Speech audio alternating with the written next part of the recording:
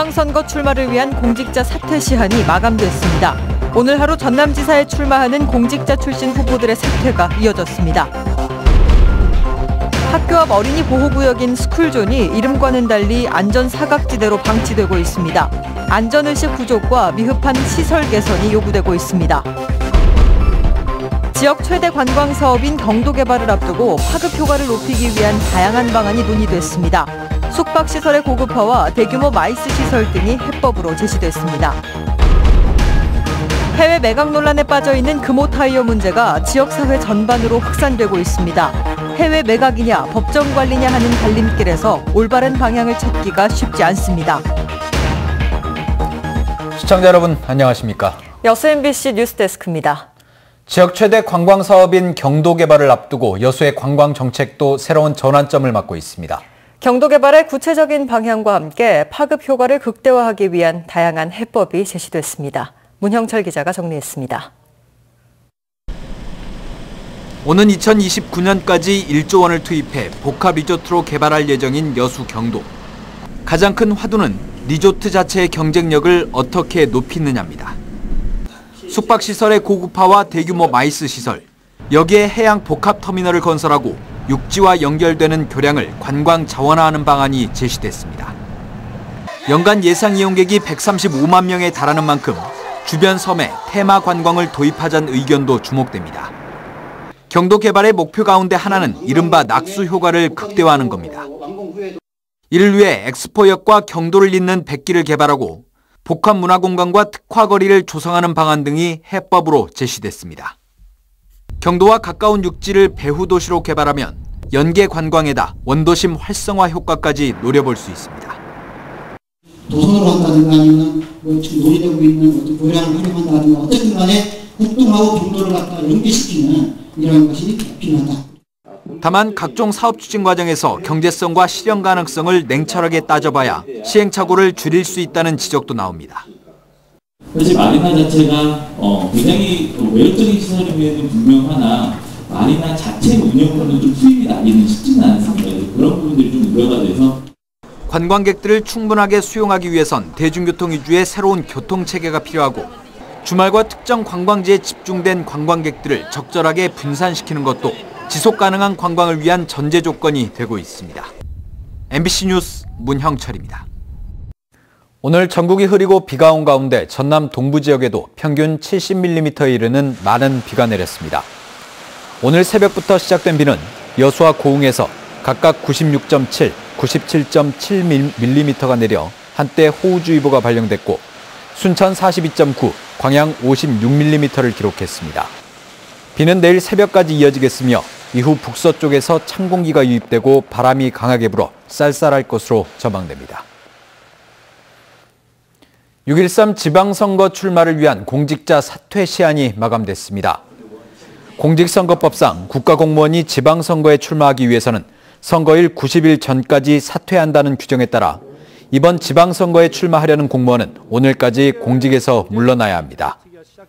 이에 따라 전남지사에 출마하는 신정훈 청와대 농업비서관과 김영록 농림축산식품부 장관 등 공직자 출신 출마자들의 사퇴가 이어졌습니다. 정부와 청와대에 입성했던 전남 지역 정치인들이 선거판으로 속속 돌아오고 있습니다. 과거 이명박 박근혜 정권 시절 줄기차게 제기했던 호남 인사 소외론이 무색합니다. 양현승 기자입니다. 문재인 정부 초대 농정수장이었던 김영록 농림축산식품부 장관. 전남지사 선거 출마를 이유로 장관직을 내려놨습니다. 죄송스러운 마음입니다만 또 한편으로는 우리 직원들이 든든하게 일을 해 주실 것으로 이렇게 생각하고 행정 공백이 없도록. 장관 재임 8개월. 70년간 63명이 거쳐간 농식품부 장관의 평균 임기 1년 1개월도 채우지 못했습니다. 김 장관과 함께 지방선거 출마설이 일었던 김영춘 해양수산부 장관이 국정운영의 차질을 우려하며 불출마한 것과 다른 모습입니다. 신정훈 청와대 농업비서관도 전남지사 선거를 이유로 9달 만에 그만뒀습니다. 농도인 전남 출신의 농업수장과 대통령 참모로 나란히 발탁되면서 현장의 기대 속에 농업 정책 개혁을 내세웠지만 1년도 안 된 기간은 짧았습니다. 종식 선언이 요원한 AI를 비롯해 당장 봄 영농철 가뭄, 한미 FTA 개정 협상 등 민감한 현안들이 남아있는 상태에서 농정 관제탑이 모두 부재 상태가 됐습니다. 당연히 농정 공백에 대한 도민들의 우려에 대해서는 깊이 공감하고 그 문제에 대해서 아쉽게 생각합니다. 더욱이 불과 얼마 전까지만 해도 김영록 장관과 신정훈 비서관은 선거 출마 의지가 불명확했습니다. 정부 요직 활동이 모두가 아닌 결국 자신의 경력 관리를 위한 몇 달간의 징검다리가 되고 말았습니다. MBC 뉴스 양혜승입니다. 지난해 여수 지역의 성폭력 상담 건수가 1년 사이 크게 증가했습니다. 여수 성폭력 상담소에 따르면 지난해 접수된 성폭력 상담은 1,985건으로 1년 전보다 22% 늘어난 것으로 나타났습니다. 상담 유형별로는 성폭행이 56%로 가장 많았고 성추행과 사이버 성폭력, 스토킹 등이 뒤를 이었습니다. 가해자는 친족과 친인척이 가장 많았고 동급생과 선후배, 같은 회사 동료 등 대부분 아는 사람인 것으로 조사됐습니다. 제26회 전라남도 장애인 체육대회가 다음 달 4일부터 사흘 동안 여수에서 열립니다.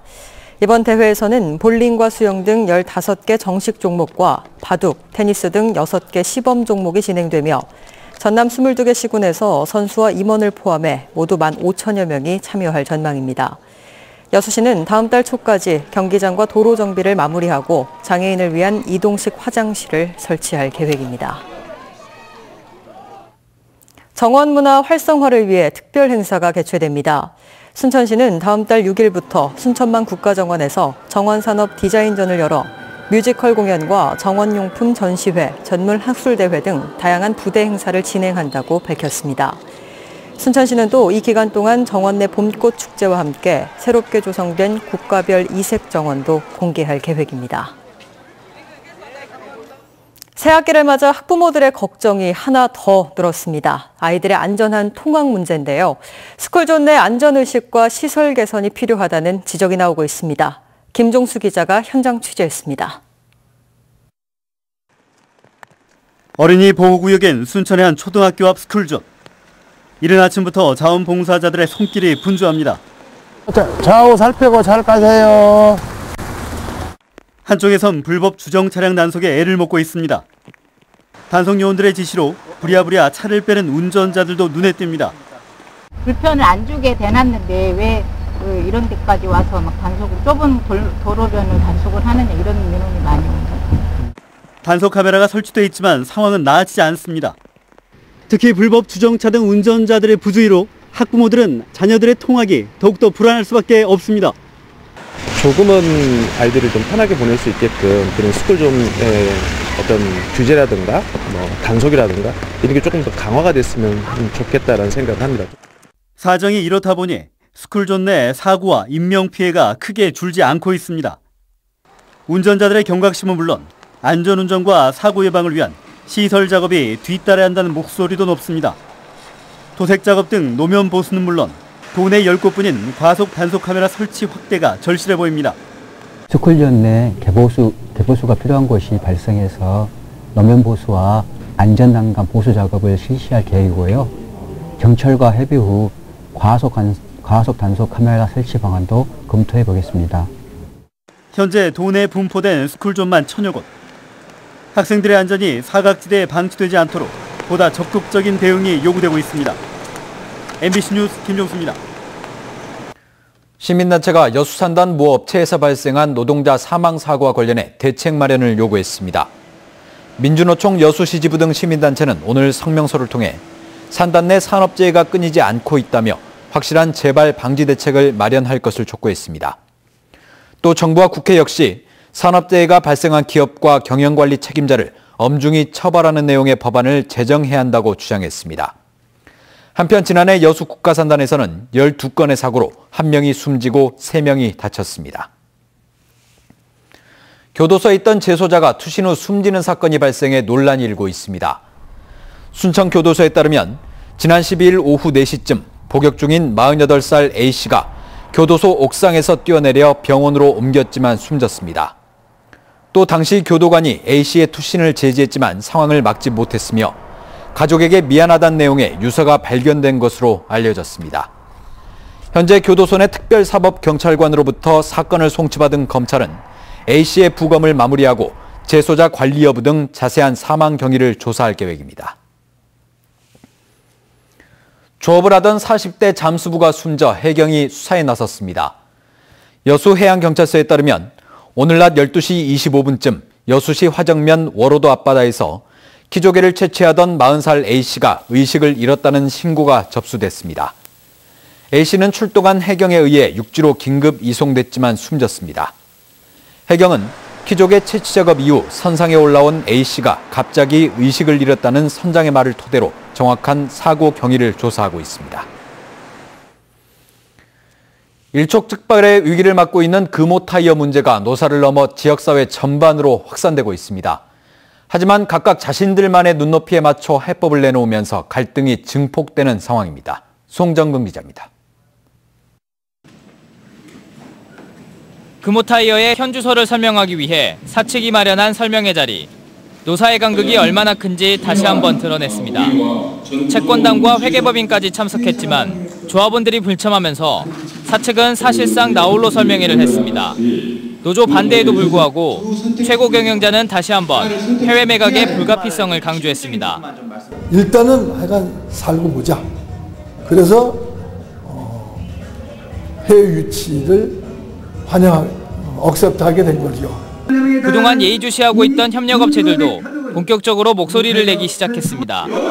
190여 개 협력사가 죽기 일보 직전이라며 조속한 경영 정상화를 통해 법정 관리만은 막아야 한다고 촉구했습니다. 금호타이어가 예측할 수 없는 법정 관리를 피하고 하루속히 지역 경제가 안정을 되찾을 수 있도록 모든 조치를 강조해 줄 것을 요청합니다. 해외에 매각되느니 차라리 법정 관리를 선택하겠다는 노조를 우회적으로 압박한 겁니다. 반면 노동계는 채권단이 혼자서 해외 매각을 결정할 수는 없다며 정부와 여당을 질타했습니다. 해외 매각을 철회할 때까지 무기한 농성도 예고했습니다. 있는 일자리도 지키지 못하고 근시한 흑자기업 금호타이어를 외국 자본에 내포해주고 무슨 일자리를 한단 말입니까? 금호타이어 노사는 늦어도 오는 23일까지 합의를 해야 사원 설명회나 찬반 투표를 거쳐 채권단이 정한 마감 시한인 오는 30일 이내에 자구안 제출이 가능합니다. 하지만 해외 매각이냐 법정 관리냐 하는 갈림길에서 금호타이어의 나침반은 방향을 잃고 있어 일촉즉발의 위기에 직면해 있습니다. MBC 뉴스 송정근입니다.